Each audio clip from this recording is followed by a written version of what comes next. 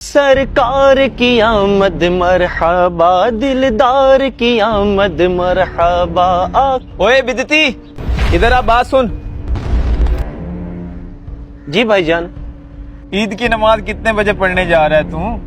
کون سی عید کی نماز؟ وہی عید جو تم لوگوں نے اضافی بنائی ہوئی ہے۔ اسلام میں تو صرف 2 عیدیں ہیں، اور تمہیں کتنی دفعہ کہا ہے اگر یہی کام کرنے ہوتے ہیں تو ہمارے محلے سے دفع ہو جاؤ۔ بھائی جان اخلاق سے پیش آئیں، میں آپ کی ہر بات کا جواب دیتا ہوں۔ اچھا یہ بات ہے تو میں تم سے کچھ سوال کرتا ہوں، اس کا جواب تمہیں قرآن و سنت سے دینا پڑے گا، چاہے اس کے لیے تم اپنے کسی بڑے مولوی کو لے آؤ۔ جی بھائی جان آپ سوال کریں، اس کے لیے مجھے اپنے کسی مولوی کی ضرورت نہیں ہے، الحمدللہ میں خود ہی کافی ہوں، آپ کریں سوال۔ معاذ بھائی آپ کس بحث میں پڑ گئے ہیں؟ میں تو ابھی اس کی طبیعت سیٹ کر دیتا ہوں۔ نہیں یار، ہمیں اسے علمی شکست دینی ہوگی، ورنہ لوگ کہیں گے یہ لوگ طاقت کے زور پر آگے آئے ہیں۔ ہاں یار یہ ٹھیک کہہ رہے ہیں، اس سے سوال ہی کرنے چاہیے۔ چلو ٹھیک ہے، تم لوگوں کی مان لیتا ہوں، کرو معاذ سوال اس سے۔ پہلا سوال میرا یہ ہے، تم بتاؤ اسلام میں تو صرف 2 عیدیں ہیں، یہ تیسری تم لوگ کہاں سے لے آئے ہو؟ بھائی جان پہلی بات تو یہ ہے کہ آپ لفظ عید سے دھوکہ کھا رہے ہیں۔ آپ کو پتہ ہے کہ عید کا کیا مطلب ہے؟ عید کا مطلب یہ ہے کہ خوشی کا اظہار کرنا، اللہ تعالیٰ کی نعمتوں کا شکر ادا کرنا، جیسا کہ قرآن پاک میں حضرت عیسیٰ کی قوم کے لیے آسمان سے جو دسترخوان نازل ہوا اسے بھی عید کہا گیا ہے۔ بتائیں کیا اس دن انہوں نے نماز پڑھی تھی؟ اور جمعہ بھی مسلمانوں کے لیے عید کا دن قرار دیا ہے۔ یوں تو ایک مہینے میں آپ 4 عیدیں مناتے ہیں۔ ہاں بھائی معاذ، یہ مولوی ٹھیک کہہ رہے ہیں۔ ایک منٹ بھائی، میرے بھی سوال ختم نہیں ہوئے۔ میرا دوسرا سوال یہ ہے کہ یہ تم میلاد مناتے ہو، جھنڈیاں لگاتے ہو اور لائٹیں لگاتے ہو، یہ کس صحابہ نے کیا ہے؟ بھائی جان آپ تو لفظ میلاد سے بھی دھوکہ کھا رہے ہیں۔ لفظ میلاد کا مطلب ہے پیدائش۔ کیا آپ کا اس بات پر ایمان نہیں ہے کہ حضور پیدا ہوئے ہیں؟ میلاد کی لغوی معنی یہ ہے کہ حضور کی پیدائش کا، بچپن کا، جوانی کا، کمالات کا، معجزات کا ذکر کرنا، یہ میلاد کہلاتا ہے، اور یہ تو ہر صحابی نے منایا ہے۔ او بھائی باتوں میں الجھانے کی ضرورت نہیں ہے، جو بات کرنی ہے تفصیل سے کرو۔ اچھا جی چلیں آپ تفصیل سن لیں۔ ایک بار صحابہ کرام تشریف فرما تھے اور آپس میں گفتگو فرما رہے تھے کہ نبی پاک صلی اللہ علیہ وسلم دنیا میں تشریف لائے، ہم کتنے خوش نصیب ہے کہ آپ ہم پر رحمت للعالمین بن کر آئے۔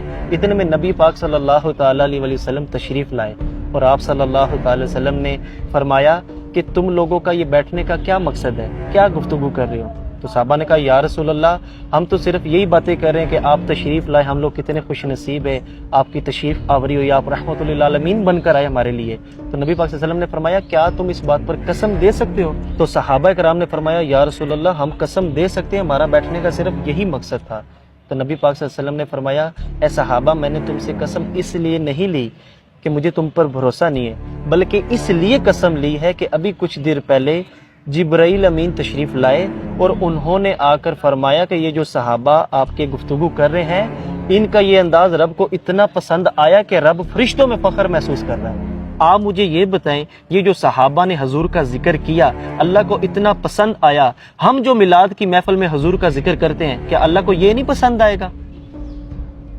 معاذ یار کوئی اور سوال کر، مولوی تو یار ہمیں پھنسا ہی جا رہا ہے۔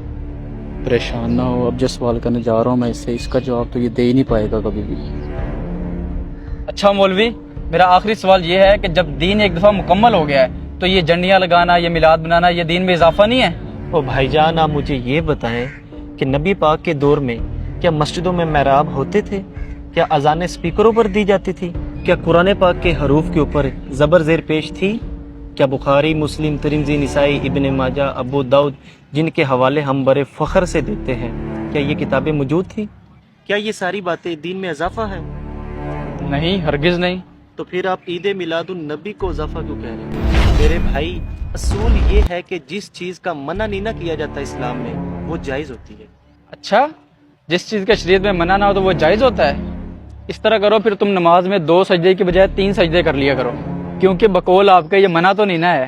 او میرے بھائی ہم عید میلاد النبی کو فرض واجب نہیں سمجھتے بلکہ یہ تو ایک مستحب عمل ہے، کرو تو ثواب ہے، نہ کرو تو گناہ نہیں۔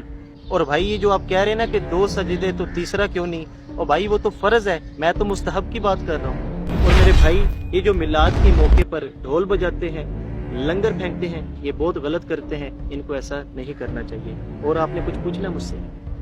معاذ صاحب مولوی بالکل صحیح باتیں کر رہے ہیں، ہمیں لگتا ہے غلط بتایا گیا ہے۔ مولوی صاحب ہم آپ سے معافی چاہتے ہیں اور ہم آپ کے ساتھ مل کے میلاد مناتے ہیں۔ جی مولوی صاحب آپ بالکل ٹھیک کہہ رہے ہیں، ہم بھی آپ کے ساتھ ہیں۔ سرکار کی آمد مرحبا۔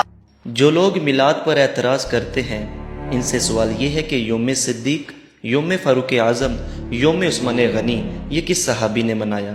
صرف یوم مصطفیٰ پر ہی ہمیں وسوسے آتے ہیں، حالانکہ نبی پاک صلی اللہ تعالیٰ علیہ وآلہ وسلم کے یوم منانے کا حق سب سے زیادہ ہے، کیونکہ ان کے وسیلے سے ہی ہمیں تمام عیدیں اور خوشیاں نصیب ہوئی ہیں۔